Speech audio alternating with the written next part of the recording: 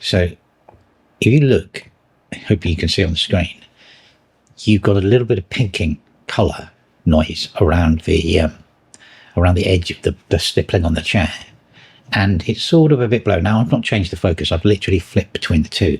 Now if I switch this over to Apple ProResRAW, it's quite different. There's quite a difference in detail levels between the two shots.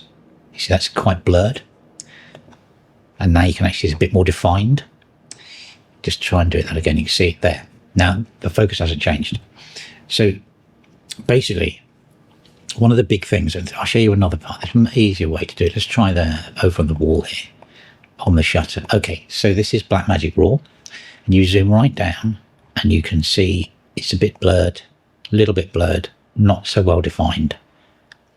And then you switch to that, you get a lot more noise off the ProRes RAW. As you can see, tons of noise, but there's more detail. And that's literally the two things that are going on here. BRAW is partially debayed in camera, so you lose some of the information because it's debayed. The ProRes RAW files are literally raw. There's no processing going on as such, a little bit, but you get more noise, but it retains more detail. Whereas the BRAW, even the top one, can't retain as much detail. Let's try and have a look at the plant over here. Okay, same shot. There. So let's just flip between the two. Now you can see the moment I do that, you see a lot more noise in the shot, a lot more noise. And then if I go back, it's smoothed out because it's been processed. So you've got the baked in, you've got all the controls down here, but you've got a slightly different level of information. Here you go, a lot more noise, but more detail. And that's really, apart from the two controls, you've got the controls here.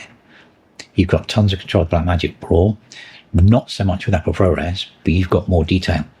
So, I mean, it's an interesting thing.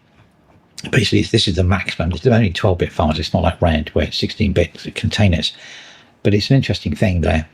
You know, you've finally got the most you can get out of Blackmagic Cinema Camera, Pocket Cinema Camera Sensor.